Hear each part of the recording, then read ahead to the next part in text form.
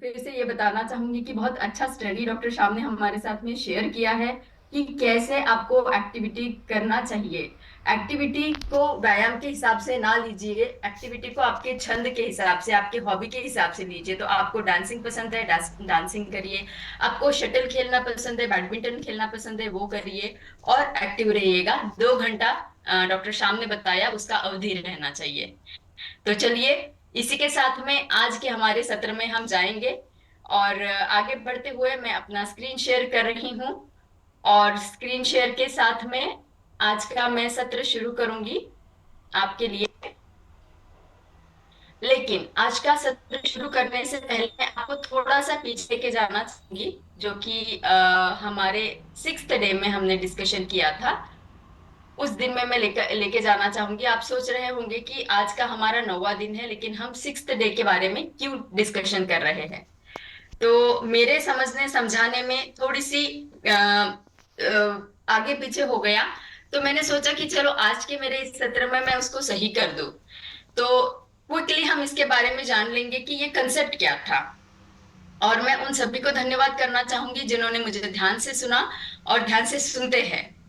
तो हमारा ये कंसेप्ट था कि हमें रात को ही नींद क्यों आती है और हम सुबह ही क्यों जागते हैं, हमें सुबह ही फ्रेश क्यों लगता है। तो इसके लिए हमने एक उदाहरण दिया था, और वो उदाहरण जो था वो था हमारे बॉडी क्लॉक का, हमारे सिग्नल का, जो पहला मेन हमारा इनर क्लॉक है उसका। तो वो मेन इनर क्लॉक जो है हमारा, वो है हमारा मास्टर क्लॉक, जो है हमारे मस्तिष्क में। मेरा आप कर्सर देख पा रहे होंगे। तो जब रात होती है, तो रात के साथ में ही एक निद्रा जनन करने वाला पदार्थ हमारे मस्तिष्क में स्तरित होता है, उसको हम मेलाटोनिन बताते हैं। तो मेलाटोनिन की मात्रा जो है वो रात को बढ़ती जाती है। जैसे जैसे शाम होगी, जैसे जैसे अंधकार बढ़ता जाएगा, जैसे जैसे रात बढ़ती जाएगी, वैसे वैसे मेलाटोनिन भी बढ़ता जाएगा। तो वो निद्रा जनन करता है। तो मेलाटोनिन रात को ज्यादा रहेगा, इसकी वजह से हमें निद्रा आएगी। सुबह जब सूरज की रोशनी आती है, तब मेलाटोनिन धीरे धीरे घट जाता है। तो मेलाटोनिन लाइट से सेंसिटिव है। लाइट जैसे जैसे बढ़ता जाएगा, मेलाटोनिन घटता जाएगा, और हमें एहसास होगा कि सुबह हो गई है, अभी जागना है। ये था नॉर्मल मैकेनिज्म, कैसे हमारा बॉडी क्लॉक नींद के साथ में काम करता है। अब जानेंगे कि कैसे ये जो बॉडी क्लॉक हमारा है, जब हम ब्लू लाइट का उपयोग करते हैं, जैसे स्क्रीन टाइम हमारा बढ़ जाता है, तो इसके ऊपर क्या एक्शन होता है। अभी मेलाटोनिन निद्राजनक है, तो वो रात के समय में जो है, रात के समय में उसको बढ़ना चाहिए और सुबह के समय में घटना चाहिए। अब क्या हो जाता है कि समझ लीजिए रात का समय है और आपने लाइट्स ऑन रखे हैं, स्क्रीन आपका ऑन है, तो क्या हो जाएगा, मेलाटोनिन जो है निद्रा जनन करने वाला, उसको अभी भी ये चेतना मिलती रहेगी कि ये सुबह का टाइम है। तो क्या हो जाएगा, मेलाटोनिन की मात्रा कम हो जाएगी, सप्रेस हो जाएगी।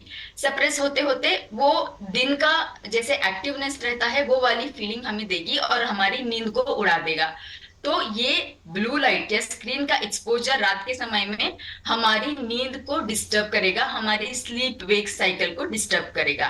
तो इसीलिए हमें रात के समय में स्क्रीन का एक्सपोजर को कम करना है। तो ये था एक कंसेप्ट जो मैं आपसे शेयर करना चाह रही थी। तो इसी के साथ में हम शुरू करेंगे हमारा आज का सत्र।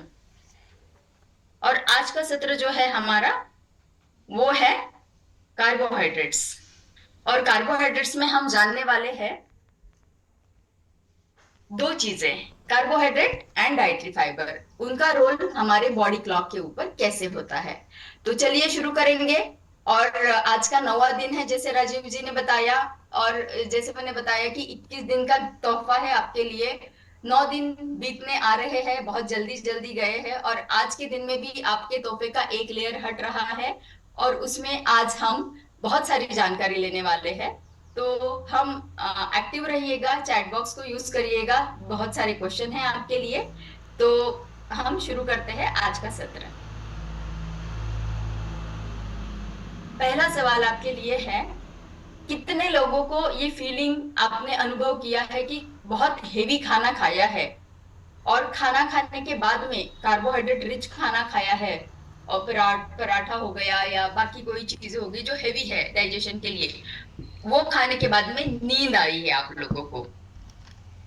कितने लोगों ने ये अनुभव किया है कि खाना खाने के थोड़ी देर पहले नींद आती है? और अगर किसी को उसका कारण पता हो तो एक शब्द में अगर आप चैट बॉक्स में लिखेंगे तो हमें अच्छा लगेगा कि खाना खाने के बाद में थोड़ी देर के बाद में बहुत नींद आती है, और वो नींद की इंटेंसिटी जो है वो निर्भर करती है कि किस तरीके का खाना हमने खाया है। तो आंसर आने शुरू हो गए हैं, सब लोग बोल रहे हैं कि यस, हमने सभी ने अनुभव किया है कि नींद आती है। तो चलिए जानते हैं उसके पीछे का साइंटिफिक रीजन क्या है कि क्यों नींद आती है। ठीक है, तो आप समझ लीजिए कि एक खाना है, थाली है जो बहुत ही रिच है, कार्बोहाइड्रेट से भरा पूरा है, और उसको हमने खाया। अब जब बहुत सारा खाना हमने खाया तो क्या हो जाता है, शरीर के तरफ शरीर शरीर को लगता है कि एक बहुत बड़ा काम आया है, तो शरीर जो है अपना सारा ब्लड का फ्लो है, रक्त का अभिसरण जो है वो हमारे स्टमक के तरफ दे देता है, पेट की तरफ दे देता है। जब पेट की तरफ दे देता है तो क्या हो जाता है कि सारा ब्लड फ्लो ब्रेन से कम होते हुए पेट की तरफ ज्यादा चला जाता है। अब ब्रेन जो है, ब्रेन को बहुत ज्यादा मात्रा में ऑक्सीजन की जरूरत रहती है एक्टिव रहने के लिए, अलर्ट रहने के लिए। अब जब ब्रेन में वो ऑक्सीजन और ब्लड की मात्रा धीमी हो गई है, बंद नहीं हुई है, स्लो डाउन हो गई है, स्लो डाउन होते होते क्या हो जाता है, हमें एक थोड़ी सी थकान सी नहीं बोल सकेंगे हम, एक लिथार्जी सी फील होती है, एक डल सा फील होता है और नींद आना शुरू हो जाती है। तो ये कारण है कि क्यों हम लोग जब हेवी खाना खाते हैं तब हमें बहुत नींद आती है, उसको थोड़ा कालावधि लगता है जब ब्लड का फ्लो हमारे पेट की तरफ जाता है। तो इसी के साथ शुरुआत करते हुए हम जानेंगे कि हमारे जो मैक्रोन्यूट्रिएंट है, जो है कार्बोहाइड्रेट, प्रोटीन, फैट, इनका हमारे शरीर के ब्लड ग्लूकोज के ऊपर कैसे परिणाम होता है। तो कार्बोहाइड्रेट को आप देख पा रहे हो जो ग्रीन कलर का है, हमने कार्बोहाइड्रेट से भरा पूरा खाना खाया और खून में चीनी की मात्रा जो है वो एकदम से बढ़ गई है। अब एकदम से बढ़ गई है तो क्या होता है, एकदम से बढ़ गई है, उसका कंपैरिजन अगर हम करेंगे तो प्रोटीन जो है हमें धीमी गति से एनर्जी दे रहा है, और ब्लड में जो ग्लूकोज की मात्रा है उसको धीमी गति से रिलीज कर रहा है, और फैट उससे भी ज्यादा धीमी गति से दे रहा है। तो इससे क्या पता चलता है कि अगर हम कार्बोहाइड्रेट ज्यादा खाते हैं या कार्बोहाइड्रेट रिच खाना खाते हो तो हमारे शरीर में जो शुगर की मात्रा है वो एकदम से बढ़ जाती है, ज्यादा बढ़ जाती है। तो ये अच्छा है कि बुरा है, इसके लिए भी एक आपके लिए सवाल है कि अगर ये अगर हमें पता चलता है तो क्या हमें कार्बोहाइड्रेट्स को अवॉइड करना चाहिए? आपका क्या मत है इसके ऊपर? फटाफट चैट बॉक्स को यूज करिए और बताइए कि अगर कार्बोहाइड्रेट हमारे ब्लड में चीनी की मात्रा को एकदम से बढ़ा देता है तो क्या कार्बोहाइड्रेट को अवॉइड हमें करना है, कार्बोहाइड्रेट लेना बंद करना है, हाँ या ना? में आप जवाब दे सकते हैं।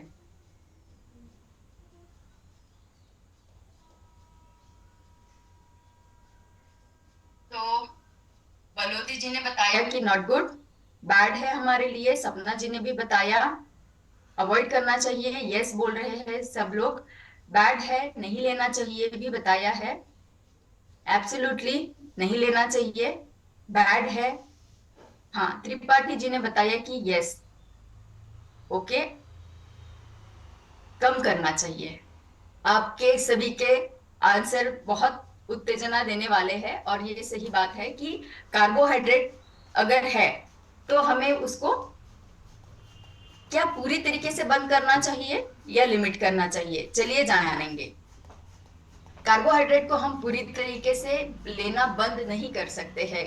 क्यों नहीं बंद कर सकते हैं? क्योंकि ब्रेन जो हमारा सबसे वाइटल ऑर्गन है उसकी डिपेंडेंसी हमारे कार्बोहाइड्रेट के इंटेक के ऊपर रहती है, क्योंकि ब्रेन में जो न्यूरॉन्स है उन न्यूरॉन्स को ज्यादा से ज्यादा कार्बोहाइड्रेट की मतलब ग्लूकोज की रिक्वायरमेंट रहती है अपना फंक्शन को नॉर्मल करने के लिए। तो ऐसा ब्रेन एक ऑर्गन है हमारे शरीर में जो कि कार्बोहाइड्रेट के ऊपर निर्भर है, इसीलिए हम कार्बोहाइड्रेट को पूरी तरीके से बंद नहीं कर सकते हैं। दूसरी बात यह है कि कार्बोहाइड्रेट जो है वो हमको क्विकली एनर्जी भी देता है। तो जब हम थके हुए हैं, हमें एकदम एनर्जी चाहिए, तो कार्बोहाइड्रेट ही अच्छा उपाय रहेगा।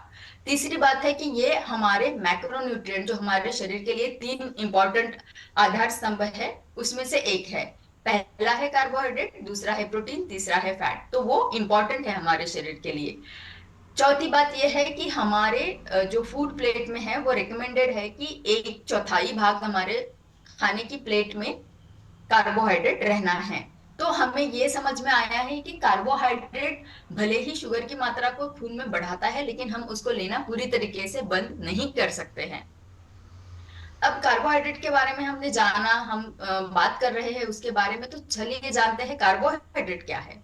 कार्बोहाइड्रेट एक ऑर्गेनिक कंपाउंड रहता है जो शरीर में घुल मिल जाता है आसानी से, और उसमें कार्बन, हाइड्रोजन और ऑक्सीजन के मॉलिक्यूल रहते हैं। ये हमारे शरीर को एनर्जी देने वाला एकमात्र पहला उपाय है, मतलब बहुत क्विकली देने वाला। प्रोटीन और फैट भी देते हैं, लेकिन कार्ब्स जरा जल्दी देते हैं, और उनसे जो एनर्जी कार्बोहाइड्रेट से हमें मिलती है उसमें ब्रेन और मसल्स ज्यादा से ज्यादा उसको उपयोग करते हैं। और ये बात तीसरी है कि जो कार्बोहाइड्रेट है उसमें शुगर्स, फाइबर्स और स्टार्चेस भी रहते हैं। तो ये इन शॉर्ट हो गया कार्बोहाइड्रेट क्या है, ये हमने यहाँ समझ लिया। आगे चलते हैं। ये स्लाइड मैं आपको एक्सप्लेन करना चाहूंगी, लेकिन इससे पहले आप अगर टाइटल पढ़ते हो, और टाइटल पढ़ने के बाद में आपके माइंड में एक मैकेनिज्म आता है जो हमने पहले भी डिस्कशन किया है, उसका नाम अगर आप चैट बॉक्स में डालेंगे तो मुझे समझ में आएगा कि आपको पहले वाले सत्र में हमने जो इंफॉर्मेशन दी है वो याद है या नहीं। फ्यूल और बॉडी, हमारा एक एग्जाम्पल था, कार का हमने दिया था और बॉडी का दिया था। तो वो एग्जाम्पल दिया था कि कैसे हमारे शरीर में हम जो चीजें लेते हैं वो हमारे एनर्जी में कन्वर्ट हो जाती है। उसके पीछे एक मैकेनिज्म हमने आपको बताया था। उस मैकेनिज्म का नाम अगर किसी को याद है। यस, अरुण, अरुण जी ने बताया है मेटाबॉलिज्म, सबसे पहला आंसर मैं देख पा रही हूँ। संतोष जी ने दूसरा आंसर दिया है, बहुत सही, बहुत सही जा रहे हैं। अनु, अनु जी ने बताया है, दीपक जी ने बताया है, सतिंदर जी ने बताया है, यस, चंद्रा जी ने बताया है, प्रार्थना नायर, ठीक है। तो बहुत सारे, राम सागर जी, यस, नीलोबा जी, बहुत सारे आंसर आ रहे हैं। खुशी हुई मुझे ये जान के कि जो भी हमने आपको इंफॉर्मेशन पहले दिया है वो आप सभी को याद है।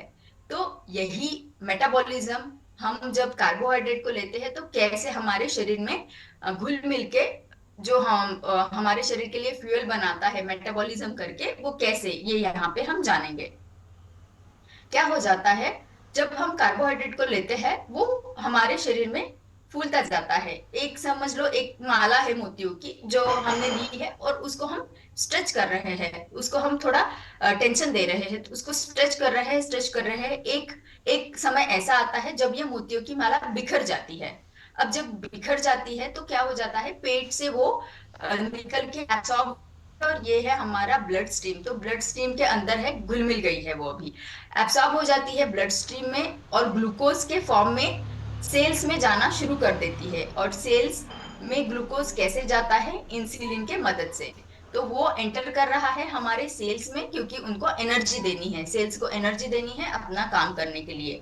अब अगर आप एक्सरसाइज करोगे तो ये जो ग्लूकोज शरीर में आया है, सेल्स में आया है, ये यूज होता जाएगा। अगर आप एक्सरसाइज नहीं करोगे तो क्या करेगा शरीर, एनर्जी को स्टोर करता जाएगा फैट के फॉर्म में, ठीक है, क्योंकि वो बाद में हमें यूटिलाइज होगा। तो ये हमने समझा कि कैसे हमारा कंजम्पशन कार्बोहाइड्रेट का शरीर में हमारे हमको एनर्जी देता है, और कैसे उसका हम उपयोग कर सकते हैं।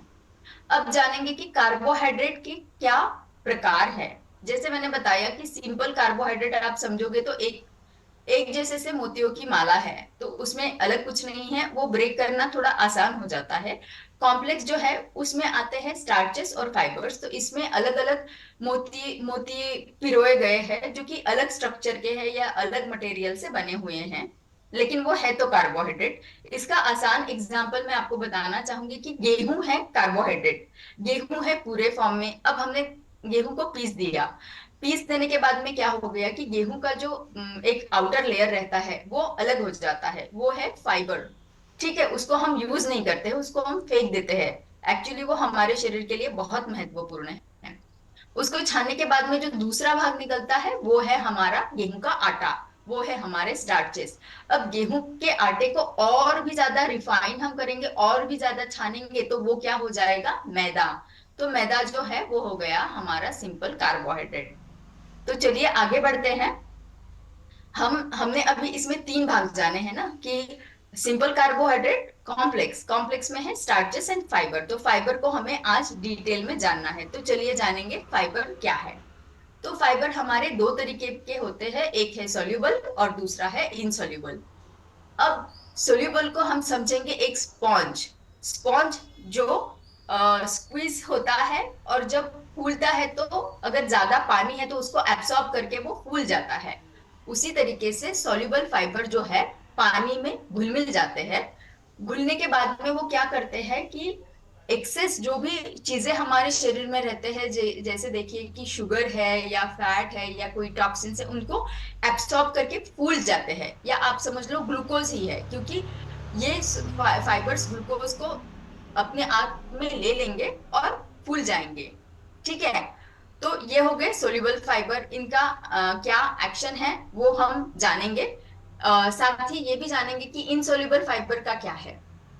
इनसॉल्युबल फाइबर को समझ लीजिए ये है एक झाड़ू के तौर पे, क्योंकि वो रफ फॉर्म में है। ये क्या करते हैं, ये डाइजेशन से नहीं जाते हैं, ये शरीर में से पानी को ज्यादा एब्सॉर्ब कर लेते हैं और बिना डाइजेस्ट हुए हुए शरीर में हमारे आंतों को क्लीनिंग करने का काम करते हैं, तो शरीर से बाहर ये निकल जाते हैं। तो सोल्यूबल फाइबर को समझिए कि स्पॉन्ज है, तो स्पॉन्ज क्या करता है, वाटर में डिजोल्व हो जाता है, फूल जाता है, तो पेट भरा हुआ सा लगता है। मैंने बताया कि ये कैप्चर कर लेता है एक्सेस ऑफ फैट को। तो कैप्चर कर लेने की वजह से क्या हो जाता है, खून में चर्बी, लिपिड मतलब कोलेस्ट्रॉल की मात्रा कम करता है। हमारे गट को बढ़ाता है, गट को अच्छा एनवायरनमेंट देता है, क्योंकि फाइबर गट के लिए एक खाना रहता है। गट के जो माइक्रोबायोटा रहते हैं, अच्छे और बुरे बैक्टीरिया, उनके लिए ये खाना बन जाता है, तो उसको हेल्प करता है, मदद करता है। ब्लड शुगर को भी इम्प्रूव करता है। तो जैसे मैंने बताया, कोलेस्ट्रॉल और शुगर की एक्सेस मात्रा हो तो ये अपने आप में उसको ले लेता है फूल के। इसके एग्जाम्पल आप समझ लो, एप्पल, बीन्स, नट्स, ओट मील, स्वीट पोटैटो और लेंटिल्स। और ये क्या करता है, हमारे आंतों में जाके खाने को एक सही जगह पे प्लेस करने का काम कर देता है, और उसी के साथ साथ हमारे गट बैक्टीरिया को हेल्प करता है। इनसॉल्युबल फाइबर क्या करता है, हाँ, घुलता नहीं है, वो पानी में घुल मिल नहीं जाता है। इसीलिए क्या करता है, पानी को एब्सॉर्ब तो कर लेता है, लेकिन एब्सॉर्ब करके वो क्या करता है, आंतों को क्लियर करने का काम करता है। आपका मोशन हर दिन का जो है, सुबह का मोशन, वो क्लियर करता है, आंतों की हेल्थ को बनाए रखता है। उसके एग्जाम्पल है गेहूं, लीफी ग्रीन्स, किनवा जो कि एक मिलेट है, ब्राउन राइस, और कुछ सीड्स जैसे फ्लैक्स सीड। तो इसके साथ में जो है, पानी एब्सॉर्ब करने की वजह से बल्क बढ़ जाता है, उसका आकार बढ़ जाता है। तो हमारा जो स्टूल्स रहते हैं, आंतों को क्लियर करने के लिए स्टूल को ज्यादा बल्क मिल जाता है, तो आसानी से मोशन पास हो जाता है। इसीलिए हमारे बावेल्स को रेगुलेट करने में इसका मदद होता है। अब जाने कि कैसे हमारे सॉल्युबल और इनसॉल्युबल फाइबर्स हमारे डाइजेशन को प्रभावित करते हैं, कैसे उनका डाइजेशन होता है। तो समझ लीजिए कि फूड जो है, फाइबर हमने लिया है, ये गया है हमारे स्टमक में, ये है हमारा पेट, जिसमें हम खाना खाते ही यहाँ हमारा खाना पहुंच जाता है और यहाँ डाइजेशन प्रोसेस शुरू हो जाती है। तो पानी में मिल गया है सॉल्युबल फाइबर हमारा, और पार्शियली डाइजेस्ट होना शुरू हो गया है स्टमक में। अब स्टमक से ये चला जाता है स्मॉल इंटेस्टाइन में। ये जो अंदर का एक पोर्शन है पीला वाला, ये है हमारा स्मॉल इंटेस्टाइन। इसमें क्या हो जाता है कि सोल्यूबल फाइबर जो है एंट्रैप्स दी शुगर, फैट एंड कोलेस्ट्रॉल। जो एक्स्ट्रा शुगर है, एक्स्ट्रा फैट है, एक्स्ट्रा लिपिड, कोलेस्ट्रॉल है, उनको कैप्चर कर लेता, उनको एक बंधन में बांध लेता है, ताकि वो हमारे ब्लड में ना जाए, ताकि हमें उससे ब्लड में ना जाते हुए हमारे शरीर में शुगर, फैट और कोलेस्ट्रॉल की मात्रा ना बढ़े। तो फाइबर लेना कितना महत्वपूर्ण है, क्योंकि वो बाइंड करके मोशन के थ्रू उनको बाहर निकालता है, ब्लड में नहीं जाने देता है। अब इनसॉल्युबल फाइबर की क्या एक्शन है? इनसॉल्युबल फाइबर क्या करते हैं? डाइजेस्ट नहीं होते हैं, पेट से निकल के आंतों में चले जाते हैं और लार्ज इंटेस्टाइन में वो क्या करते हैं, फूल जाते हैं। तो फूल जाने के बाद में क्या हो जाता है कि हमारा बावल मतलब स्टूल्स को जो है, फीकल मैटर को जो है बल्क मिलता है, वो बल्की हो जाते हैं, तो मोशन पास होना आसान हो जाता है। तो हमने एक्शन जान लिया, उनका कर्म जान लिया कि वो कैसे करते हैं, और उससे जानेंगे कि हमें फायदे क्या मिलते हैं। पहली बात तो हमारा कंट्रोल कर सकते हैं, वजन अच्छी तरीके से मैनेज कर सकते हैं। दूसरी बात मेटाबॉलिक हेल्थ के लिए बहुत इंपॉर्टेंट है। तीसरी बात है शुगर को, ब्लड शुगर को मेंटेन कर, जैसे हमने अभी जाना कि वो उसको जगड़ लेते हैं। चौथी बात है हार्ट हेल्थ, जैसे हमने पहले ही जाना है कि कैसे कोलेस्ट्रॉल को भी ये कम करता है। तो ये फायदे देख लिए हमने कॉम्प्लेक्स कार्ब्स की। अब जानेंगे कि फाइबर हमारे आंतों को कैसे मजबूत बनाता है। तो मैंने बताया कि दो तरीके के बैक्टीरिया रहते हैं, गुड एंड बैड। तो गुड वाले हमारे फ्रेंड रहते हैं, हम उनको गट माइक्रोबायोम बताते हैं, लेकिन ये दोनों भी प्रेजेंट रहते हैं। अब इनमें से गुड बैक्टीरिया जो है उनको हमें बढ़ाना है, तो उनको बढ़ाने के लिए फाइबर क्या करता है, फाइबर उनका खाना बनता है, बैक्टीरिया का खाना है फाइबर। जब ज्यादा फाइबर मिलता है तो गुड बैक्टीरिया बढ़ जाते हैं और बेनिफिशियल हो जाते हैं, और धीमे धीमे बैड बैक्टीरिया की मात्रा कम हो जाती है। और जैसे मैंने बताया कि ये आंतों को क्लियर करता है फाइबर, तो आंतों को जब अब क्लैरिटी मिल जाती है, एक पैसेज हमारा क्लियर है, तो क्या हो जाता है, आंतों में जो न्यूट्रिएंट है वो हमारे ब्लड स्ट्रीम में एब्सॉर्ब होना शुरू हो जाते हैं। और क्या करता है फाइबर, ये जो है इंफ्लेमेशन जो है आंतों का, उनको कम करता है, कोलेस्ट्रॉल को कम करता है, और हमारे हार्मोन्स को भी बैलेंस करने का काम ये कर सकता है। बाद में जानेंगे कि फाइबर जो है कैसे, हमने अभी जाना कि जो हमारे आंतों के थ्रू टॉक्सिन्स को भी कैप्चर करता है और हमारे सिस्टम से, पेट से बाहर निकाल देता है, तो इसीलिए ये आंतों को स्ट्रांग बनाता है। अच्छा, तो मैंने तो आपको स्लाइड दिखा दी है अभी, तो भी मैं फिर से सवाल पूछना आपको चाहूंगी कि चलिए, हमने अब तक तो जाना कि कार्बोहाइड्रेट्स क्या है, फाइबर क्या है, उनके प्रकार क्या है, वो कैसे हमारे डाइजेशन को प्रभावित करता है, क्या क्या फायदे देता है।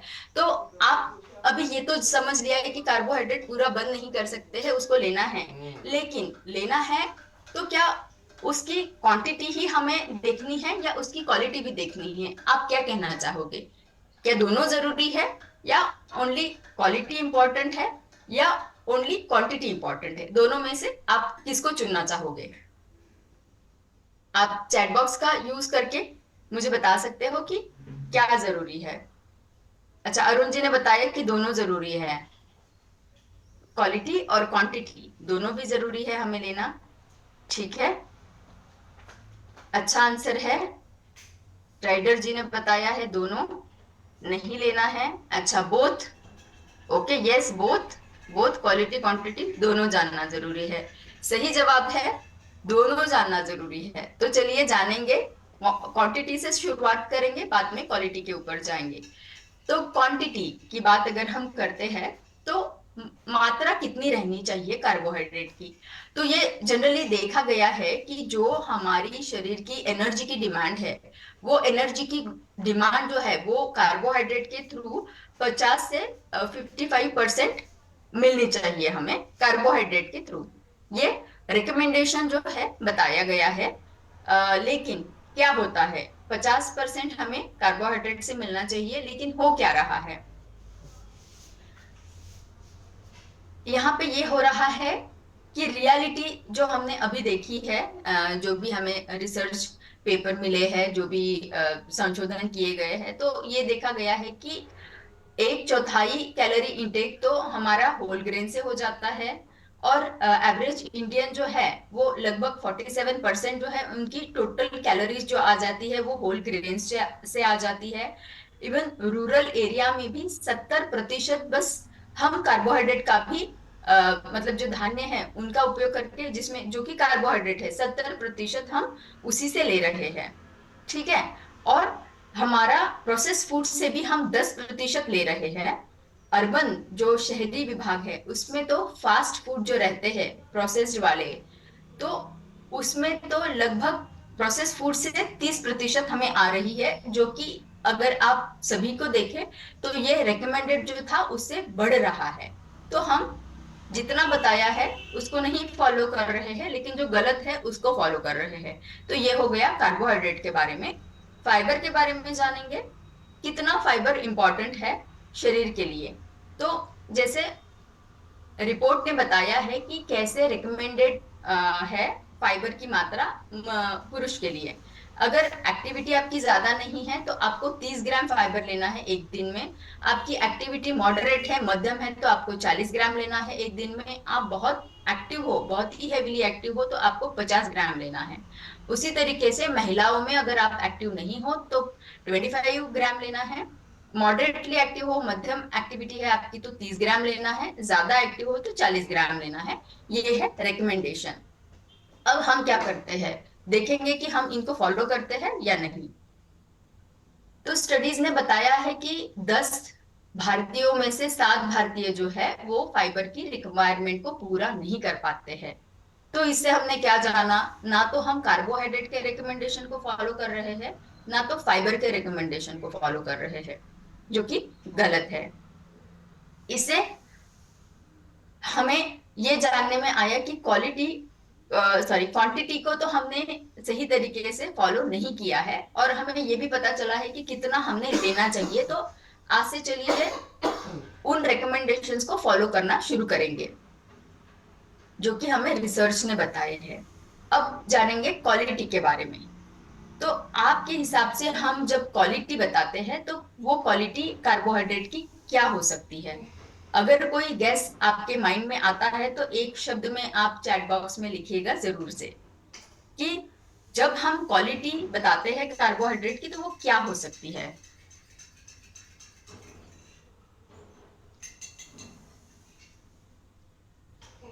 अगर आपके माइंड में क्विकली कोई कंसेप्ट आता है कि क्वालिटी कार्बोहाइड्रेट क्या हो सकते हैं। कॉम्प्लेक्स कार्बोहाइड्रेट सतिंदर जी का पहला जवाब है, बलोदी जी का दूसरा जवाब है, संतोष जी ने कॉम्प्लेक्स बताया है, कमल जी ने दोनों ही बताया है। ओके, ठीक है, चलिए, बहुत अच्छे बहुत अच्छे। सोल्यूबल फाइबर, कॉम्प्लेक्स कार्ब्स, बहुत अच्छे। तो बहुत सही आप देख रहे हो कि क्वालिटी किस डायरेक्शन में हमें जाना है। तो जानेंगे कॉम्प्लेक्स वर्सेस सिंपल कार्ब्स क्या रहते हैं। कॉम्प्लेक्स कार्ब्स जो रहेंगे वो है लॉन्ग चेन। मैंने बताया कि मोतियों की माला है, लेकिन मोतिया जो है वो एक जैसे से नहीं है, अलग अलग है। तो वो हो गए हमारे कॉम्प्लेक्स कार्ब्स। और कंपैरिजन करेंगे सिंपल, तो वो जो है शॉर्ट रहते हैं, छोटे रहते हैं, इजीली ब्रेक डाउन हो जाते हैं हमारे शरीर में। ये लेता है लंबा समय शरीर में डाइजेस्ट होने के लिए। और सिंपल कार्ब्स ले बहुत ही जल्दी, जैसे कि शुगर है, जैसे कि मैदा है, बस शुगर को खा लो और एकदम से ब्लड में शुगर बढ़ गया।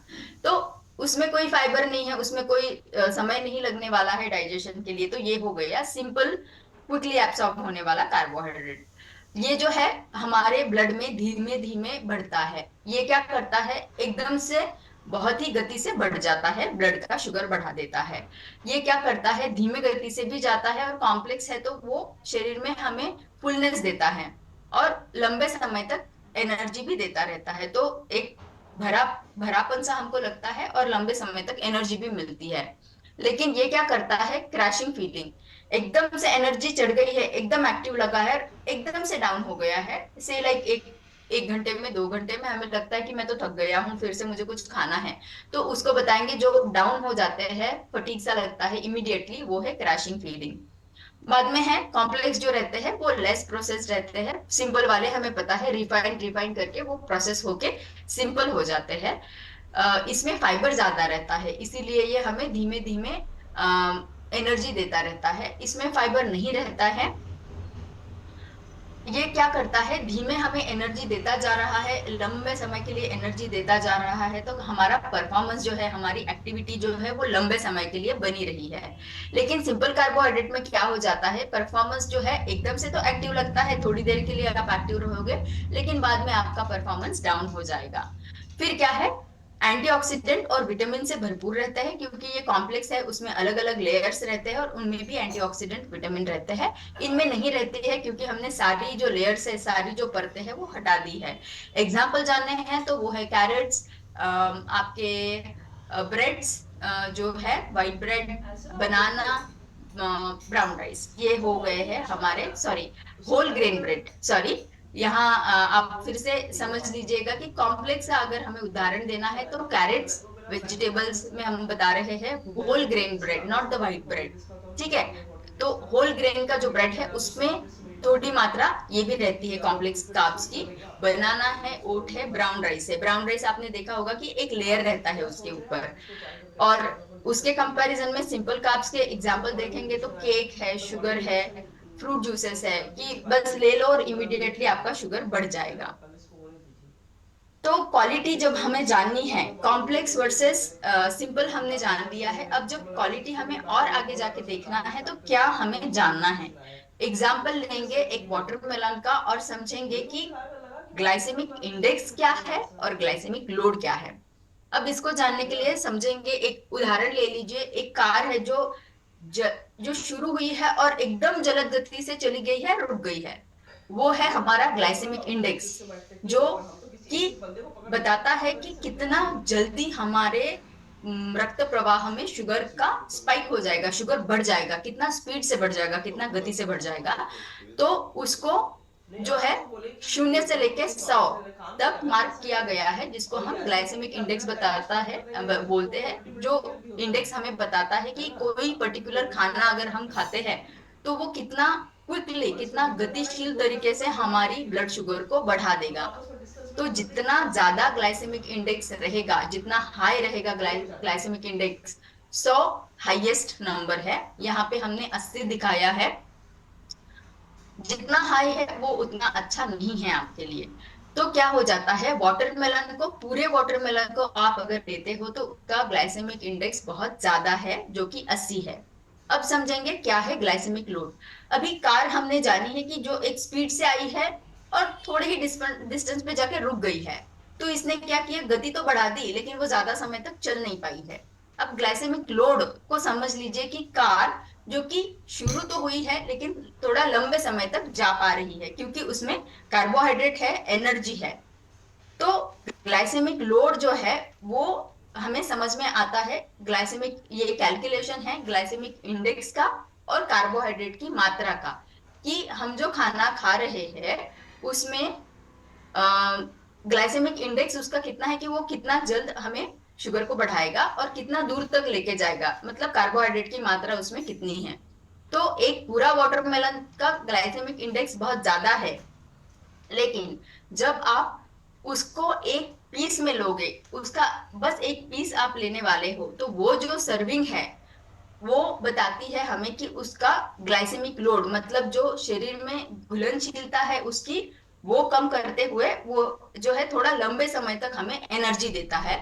तो ये 5 जो इसका नंबर है, इंडिकेशन, ये है लो की तरफ। तो पूरा वाटरमेलन का इंडेक्स, ग्लाइसेमिक इंडेक्स ज्यादा है, लेकिन एक सर्विंग अगर हम उसका लेते हैं वाटरमेलन का, तो उसका ग्लाइसेमिक लोड कम है, तो हम उसका आनंद ले सकते हैं छोटी मात्रा में लेते हुए। तो सर्विंग को हमें देखना है, एज अ होल नहीं देखना है।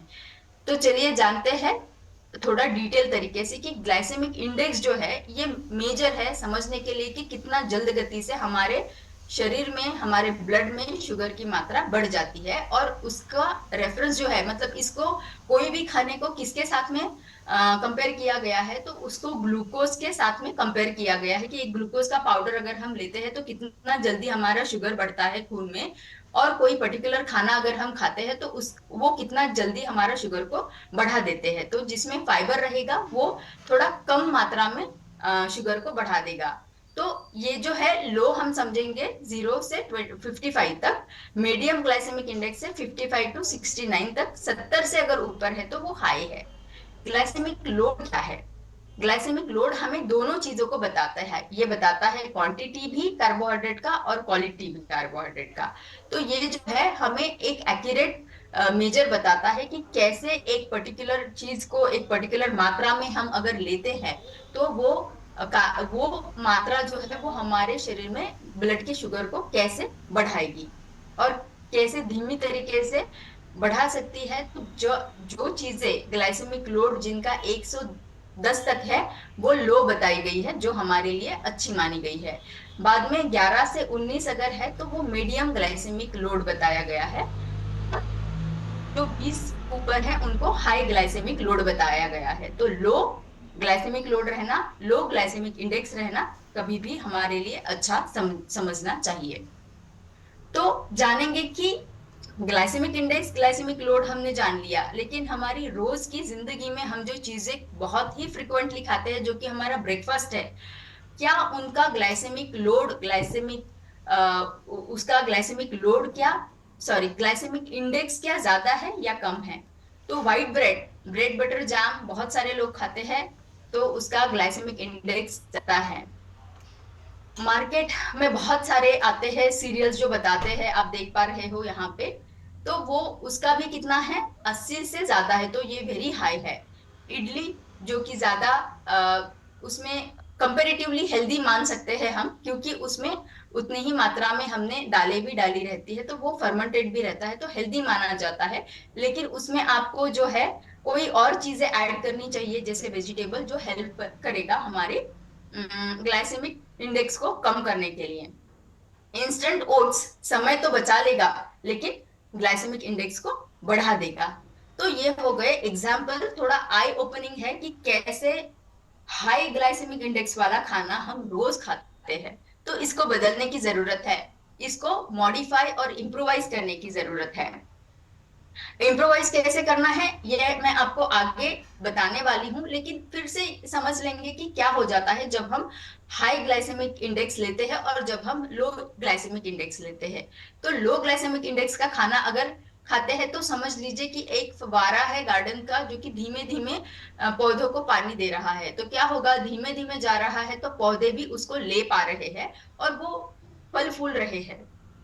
तो धीमा सप्लाई हमेशा अच्छा रहेगा। तो लो ग्लाइसेमिक इंडेक्स खाना क्या करता है, धीमा सप्लाई देता है हमारे ब्लड में शुगर का। उसी के विरुद्ध देखेंगे तो हाई ग्लाइसेमिक इंडेक्स वाला खाना क्या करता है, क्विकली आपके शरीर में चीनी की मात्रा रक्त में बढ़ा देता है। तो ये हाई पावर वाले फव्वारे के जैसे समझ लो कि जिसने ना एकदम से पानी दे दिया है हर जगह, और प्लांट तो उसको ले नहीं पाए हैं, तो प्लांट तो बढ़ने की जगह कीचड़ ही निर्माण हो गया है। तो ये हमारे शरीर को मदद नहीं हो पाई है, हानि हुई है बल्कि। तो ये हमें समझना बहुत इंपॉर्टेंट है। आगे जानेंगे कि ये अगर इम्पैक्ट होते हैं हमारे शरीर के ऊपर, अगर हम कीचड़ बता रहे हैं हो रहा है, पोषण नहीं दे पा रहा है और हेल्थ इम्पैक्ट दे रहा है नेगेटिवली, तो क्या होता है? सिंपल स्टार्च जब हम लेते हैं तो हमारा ये तो हाई ग्लाइसेमिक इंडेक्स है, वो तो हाई रहेगा हमेशा। उससे क्या होगा, शरीर में ब्लड में जो है रक्त में हमारे शुगर की मात्रा एकदम से बढ़ जाएगी, एनर्जी भी बढ़ जाएगी। लेकिन एनर्जी के साथ साथ में तभी के लिए आपको हाई एनर्जी लगेगी, बहुत भरपेट खाना है, खाया है ऐसे लगेगा, लेकिन उतना ही इमिडिएटली एनर्जी और सेटाइटी दोनों भी ड्रॉप डाउन हो जाएगा, दोनों भी सडनली कम हो जाएंगे। इंसुलिन का रेजिस्टेंस बन जाएगा, क्योंकि जब आप एक साथ इतना ट्रैफिक जाम कर रहे हो तो सेल उसको ले नहीं पाएगा। इंसुलिन जो है वो एक्टिव नहीं रहेगा, रेजिस्ट करेगा, और वो ग्लूकोज को जो है वो सेल्स में एंटर नहीं होने देगा।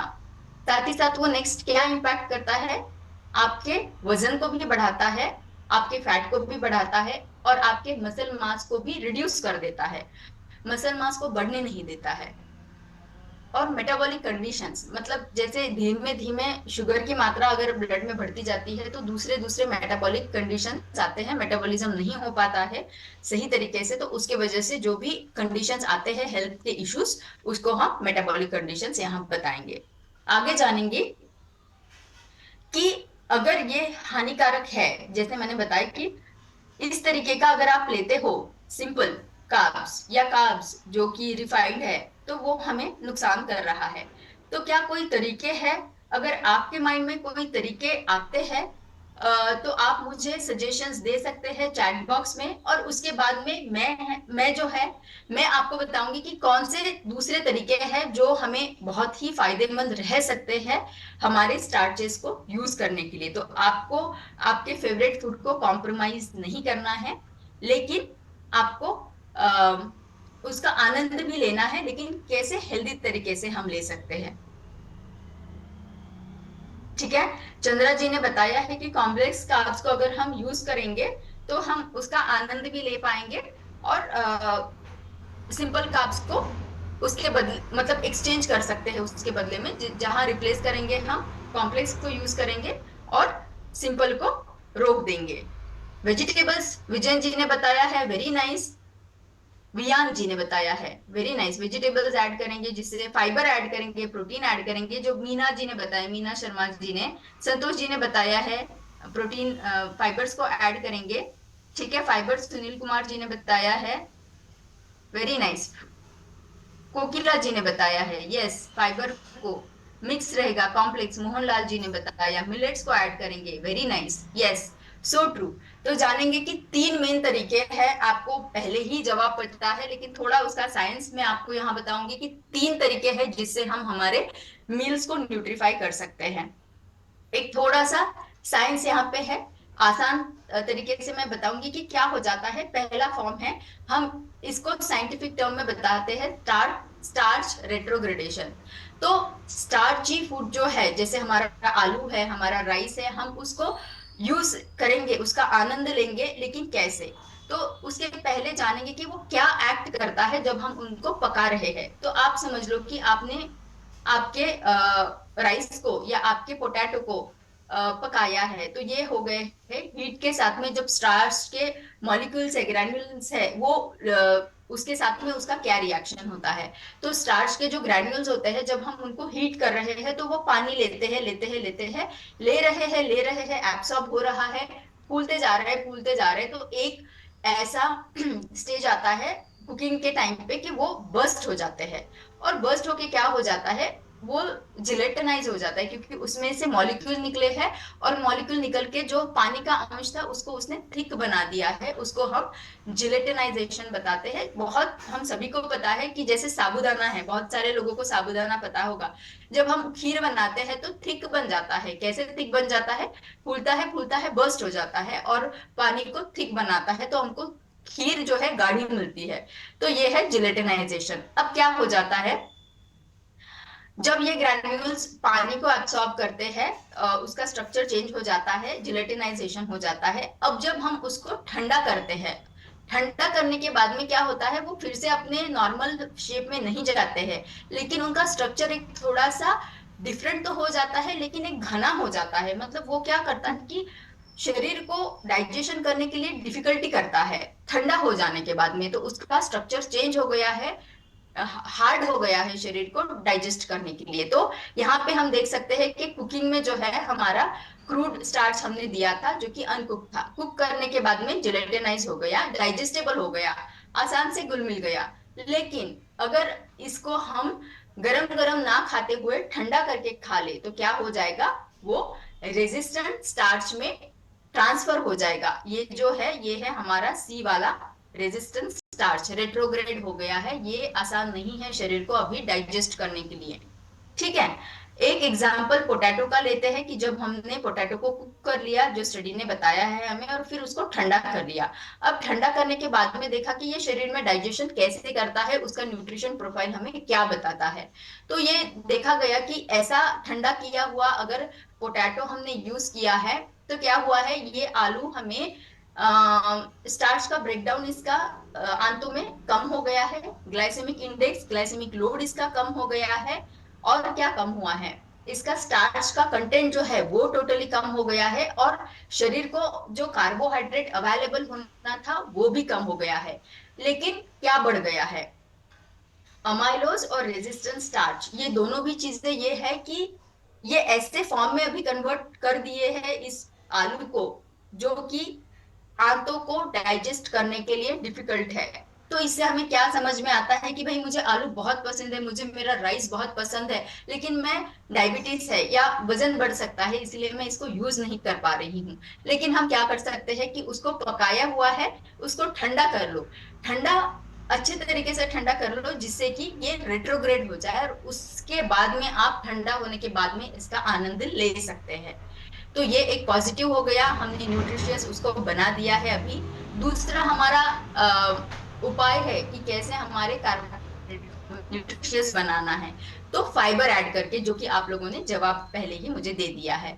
तो एक क्लिनिकल स्टडी देखी गई है कि कैसे जब फाइबर को ऐड किया गया है खाने में, तो वो हेल्पफुल रहा है। तो आप जैसे ये ग्राफ देख पा रहे हो और ये इमेज आप देख पा रहे हो कि पहले तो उन्होंने दिया सिंपल ग्लूकोज, गया है पेट में, पेट में जाने के बाद में सिंपल ग्लूकोज है, उसमें तो कोई डाइजेशन नहीं चाहिए, वो स्ट्रेट अवे चला गया ब्लड फ्लो में।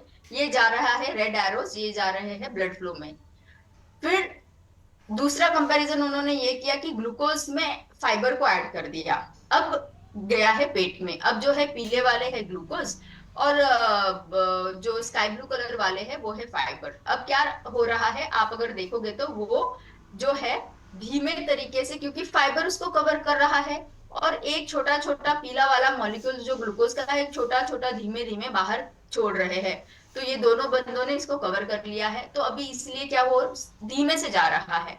तो आप ग्राफ में भी ये क्लिनिकल स्टडी का बहुत क्लियरली देख पा रहे हो कि ब्लू ग्राफ जो है वो ओनली ग्लूकोज है जो एकदम से बढ़ गया है, शरीर में ग्लूकोज की मात्रा खून में बढ़ गई है और फिर डाउन हो रही है, कंपेरेटिव टू जिसमें फाइबर है ऑरेंज कलर का, जिसमें कि धीमे बढ़ी है और धीमे धीमे कम होती जा रही है।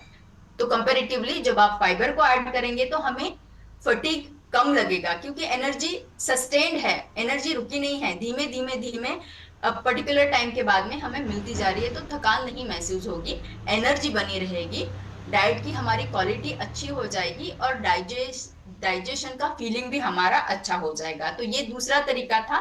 चलते हैं तीसरे तरीके के ऊपर, जो है कि प्रोटीन। तो प्रोटीन क्या करता है, प्रोटीन में भी एक स्टडी देखी गई है कि जो स्क्वायर वाले बॉक्सेस ग्राफ आप देख पा रहे हो, जिसमें जहां मेरा कर्सर है उसमें क्या है, ये है हमारा ओनली ग्लूकोज जब लिया है तो एकदम से शुगर की मात्रा खून में बढ़ गई है। लेकिन उन्होंने दूसरा स्टडी ये भी किया है कि उन्होंने जब प्रोटीन भी साथ में मिला लिया है तो क्या हो गया, प्रोटीन का कंजम्पशन, मतलब एक नॉर्मल हमने खाना खाया है जिसमें कि कार्बोहाइड्रेट ज्यादा था, लेकिन साथ ही साथ हमने ये किया कि प्रोटीन को भी इन्वॉल्व कर लिया ब्रेकफास्ट के टाइम पे। तो क्या हो गया कि तब प्रोटीन ने क्या किया, बाइंड कर लिया और इसको ग्लूकोज को, एंड उसका जो पीक होना था या ग्लूकोज की मात्रा जो शुगर में बढ़नी थी उसको धीमा कर दिया। अब धीमा करते करते इतना धीमा कर दिया कि खाने के बाद में भी इसका परिणाम देख पा रहे हैं हम। अब कहाँ तक देख पा रहे हैं, सेकेंड मील इफेक्ट तक, मतलब सुबह जो मैंने प्रोटीन अगर लिया है तो वो प्रोटीन मुझे सस्टेन एनर्जी तो दे रहा है, एकदम से ग्लूकोज की मात्रा खून में नहीं बढ़ा रहा है, लेकिन साथ ही साथ क्या कर रहा है, मेरे दूसरे खाने के समय में भी मेरे शुगर की स्पाइक को वो रोक रहा है, मेरे शरीर में खून में ग्लूकोज की मात्रा को एकदम नहीं बढ़ने दे रहा है, धीमे धीमे धीमे उसका सप्लाई वो मुझे दे रहा है। तो क्या हो जाएगा, हम ब्रेकफास्ट में प्रोटीन को ऐड करेंगे तो हम हमारे कार्बोहाइड्रेट का आनंद ले सकते हैं सटाइटी के साथ में, मेंटल परफॉर्मेंस अच्छा हो जाएगा और हमारा कैलोरी का कंट्रोल भी हो जाएगा। तो तीन चीजें हमने जानी है कि कैसे हमारे कार्बोहाइड्रेट को न्यूट्रीफाई कर सकते हैं। अब जानेंगे कि सुबह में ये क्यों इंपॉर्टेंट है। हमने जाना प्रोटीन जो है ये कार्बोहाइड्रेट की न्यूट्रिशियसनेस बढ़ा देगा, ये सुबह के समय पे मेटाबॉलिज्म स्ट्रांग रहता है, अग्नि स्ट्रांग रहता है, उस समय पे आप लेते हो तो ज्यादा फायदेमंद रहेगा। समय पे अगर आप खाना देते हो तो हमारे आंतों के जो हमारे फ्रेंड्स गुड बैक्टीरियाज है उनको भी मदद करेगा अच्छे रहने के लिए। और हमें पता है कि सुबह के समय पे हमारा इंसुलिन का एक्शन स्ट्रांग रहता है और वो ग्लूकोज को एब्सॉर्ब कर पाता है, यूटिलाइज कर पाता है। तो इसीलिए हमें सुबह के समय में carbohydrate along with the protein and fibre लेना जरूरी हो जाता है। आगे समझेंगे कि कैसे ये हमारे बॉडी क्लॉक को इम्प्रोवाइज करता है। तो ये हमें ऐसे हेल्प करता है तीन तरीके से। पहले तो है हमारा काम बढ़ाएगा, स्लीपीनेस को कम कराएगा, स्ट्रेस हार्मोन को कम करेगा, साथ ही साथ हमारा वर्कलोड का जो स्ट्रेस हमें होता है उसको कम करेगा। दूसरा बात यह है कि ये इंसुलिन की सेंसिटिविटी को बढ़ाएगा, इंप्रूव करेगा, और सेटाइटी और मेटाबॉलिक हेल्थ को करेगा। कैसे? हमें पता है कि वो इंसुलिन के रिस्पॉन्स को रेगुलेट करता है जब हम कार्ब्स को कॉम्प्लेक्स वाले फॉर्म में लेते हैं। कैलोरी का कंट्रोल करता है, फैट का ऑक्सीडेशन या फैट का मेटाबॉलिज्म को भी रेगुलराइज करता है। तीसरा फायदा ये हमें मेंटल परफॉर्मेंस के बेसिस पे देता है, जिसमें कि हमारी मेमोरी को यूजफुल रहता है, अलर्टनेस को बनाए रखता है, और हमारा रिस्पॉन्सिवनेस, चीजों को रिस्पॉन्ड करने की हमारी कैपेसिटी भी बनाए रखता है। तो ये फायदे हो गए। कैसे? कार्बोहाइड्रेट अगर सही समय पे आप देते हो तो आपके बॉडी क्लॉक को बनाए रखेगा, और साथ ही ये सेकेंड मील इफेक्ट में भी फायदा देगा। तो एक स्टडी की है जिसमें कि लोगों को दिया है low glycaemic index and high glycaemic index. तो जिनमें हाई ग्लाइसेमिक इंडेक्स खाना दिया गया उनमें देखा गया कि दुगुना जो है ब्लड शुगर बढ़ गया। कंपैरेटिवली जिनमें लो दिया गया उनमें क्या हो गया है कि रिडक्शन जो है ब्लड शुगर का वो सिग्निफिकेंटली कम हो गया है। साथ ही साथ इसका इफेक्ट हमें दूसरे खाने तक भी मिला है, जिसमें कि आगे के खाने का ब्लड शुगर लेवल जो है वो बना हुआ देखा गया है। कैसे काम किया इसने? इसने ऐसे काम किया कि इसने ब्लंट कर दिया, मतलब काट दिया शुगर का स्पाइक बढ़ने से, शुगर ब्लड में, ब्लड फ्लो में उसको काट दिया, तो वो वहां ब्लंट हो गया। दूसरा है स्लो ग्लूकोज रिलीज करना शुरू कर दिया, इससे हमें कांस्टेंट एनर्जी सप्लाई मिलता रहा। कैलोरी का इंटेक जो है उसको भी कंट्रोल कर दिया और भरा पूरापन सा लगने लगा। तो सेटाइटी, फुलनेस का फीलिंग जो है वो बनाया रहा हमारा। अब जो है बॉडी क्लॉक क्लॉक के हिसाब से जब देखा गया तो सुबह के समय पे जब हमने ब्रेकफास्ट में फाइबर लिया है, क्योंकि वो भी कार्बोहाइड्रेट है, तो उसने क्या फायदा दिया है कि नेक्स्ट हमारा फूड का इंटेक, ये सारे क्लिनिकल स्टडीज है जो इंसानों के ऊपर किए गए हैं, तो उसमें देखा गया है कि कैसे फूड का इंटेक हमारा कम हुआ है, हमारा फीलिंग ऑफ फुलनेस, सेटाइटी कैसे बनी रही है, तृप्ति जो रहती है वो बनाई रही है, ये ब्लड शुगर के लेवल को कैसे हमें हेल्पफुल है और कंट्रोल करता है इफेक्टिवली। और साथ ही साथ जो हमारा गैस्ट्रिक का एम्पटिंग टाइम है, एक खाना खाने के बाद एक पर्टिकुलर समय के बाद में हमारा स्टमक जो है वो खाली हो जाता है, लेकिन उसको कैसे इसने कंट्रोल किया। अब इसी के साथ में जानेंगे कि किन चीजों को किसके साथ में हमें स्वाइप करना है, ताकि हम हमारे खाने को एंजॉय करें, उसको बिना रोके लेकिन हेल्दी भी बनाए। जैसे एग्जांपल मैं यहाँ एक्सप्लेन करूंगी, आलू परोठा को आप पनीर के साथ में, प्रोटीन है, दाल या वेजिटेबल्स के साथ में फाइबर्स है, प्रोटीन्स है, उनके साथ में अगर आप परोठा बनाओगे तो आलू परोठे के बदले में पनीर या दाल या वेज परोठा लोगे तो वो आपके लिए हेल्पफुल रहेगा। उसी तरीके से व्हाइट ब्रेड को आपको होल ब्रेड के साथ में लेना है, वड़ा पाव के बदले में आप इडली सांभर ले सकते हो, आइसक्रीम के बदले में योगर्ट, फ्रूट जूसेस के बदले में होल फ्रूट, भाई निसर्ग से अगर आया है तो एज इट इज आप ले लो इसे। तो ये चीजें होती है। अभी जानेंगे कि फूड पेयरिंग वो भी न्यूट्रिशियस बनाता है। तो हमने जाना है कि कैसे प्रोटीन और फाइबर के साथ में मिलेगा तो हाई ग्लाइसेमिक इंडेक्स को हम कम कर सकते हैं। होल ग्रेन्स और लेग्यूम को यूज कर सकते हैं। एडिंग स्टार्ची वेजिटेबल्स, उनको हम ऐड कर सकते हैं। वेजिटेबल्स जो नॉन स्टार्ची है तो उनको ऐड करेंगे तो भी हमें अच्छा फायदा मिलेगा। लो ग्लाइसेमिक इंडेक्स वाले ऑप्शंस हमने देखना है, और हमारा कुकिंग का टेक्निक्स जो है वो हमें सही कर लेना है ताकि हम उसका आनंद ले पाए। अब जो है आपको कुछ टिप्स, आप फाइबर का इंटेक बढ़ा सकते हो। आपको होल ग्रेन्स लेना है, रिफाइंड ग्रेन्स नहीं लेने हैं। आपको ज्यादा फ्रूट्स एंड वेजिटेबल्स खाने हैं, इससे फाइबर बढ़ेगा। आपको स्नैक्स में नट्स है, सीड्स है, जैसे फ्लैक्स सीड्स है, ड्राई फ्रूट्स है, उनको आपको लेना है। आपको बीन्स, लेंटिल्स, पीज, इनका उपयोग ज्यादा करना है। साथ ही साथ जैसे मैंने फ्लैक्सीड बताया, इसका आप आपके स्मूदीज में, आपके ड्रिंक्स में उसका यूज कर सकते हो। और पानी जरूर से पीना है। जब फाइबर हम लेते हैं तो पानी पीना उतना ही जरूरी है, क्योंकि वो फूलता है, जितना पानी ज्यादा पियोगे उतना फाइबर हमें फायदा करेगा। अब समय आ गया है हेल्दी हैबिट का। तो आज का हमारा सत्र खत्म होने वाला है, लेकिन आपको ये हैबिट आज ही शुरू करनी है कि कैसे आपको आपका फाइबर रिच ब्रेकफास्ट होना चाहिए कि आपका हेल्दी टोन बना रहे पूरे दिन के लिए। इसके लिए क्या करना है? ये अगर मुझे करना है तो मुझे आज ही प्लानिंग करना पड़ेगा कि मेरा आगे वाला सप्ताह कैसा रहने वाला है। तो आगे वाले सप्ताह के लिए मुझे आज ही देखना पड़ेगा कि मुझे क्या क्या खाने खाने में क्या क्या चीजें जमा करके रखनी है मेरे घर में। तो इसका प्री प्लानिंग रहना बहुत जरूरी है। तो आग्रह करूंगी कि ये हेल्दी हैबिट आज से ही शुरू करिएगा, आपका प्लानिंग बनाए रखिएगा। इसी के साथ में हमारा शाइन का टाइम आ गया है। तो आपको स्टार्ट करना है, सभी को थैंक यू बोलते हुए पॉजिटिविटी के साथ में आपको न्यूट्रिशन लेना है, आपका प्रोटीन ड्रिंक लेके गट मॉर्निंग करना है, सभी को शेयर करके अच्छा इंटेंट रखना है कि मैंने जो भी डेली हैबिट्स है वो मुझे कंटिन्यू करनी है। नया लर्निंग है मेरे हेल्थ के बारे में, उसको सीखने के साथ साथ मुझे आत्मसात भी करना है, उपयोग भी करना है। एक्सरसाइज जरूर से करिएगा, डॉक्टर शाम ने बहुत सुंदर हमें स्टडी बताई है। और इसी के साथ में समय आ गया है हमारा रेसिपी ऑफ द डे का। तो मैं आपको आज रेसिपी ऑफ द डे बताना चाहूंगी। तो मैं जाती हूँ मेरे प्रेजेंटेशन के ऊपर जो है मेरा रेसिपी ऑफ द डे।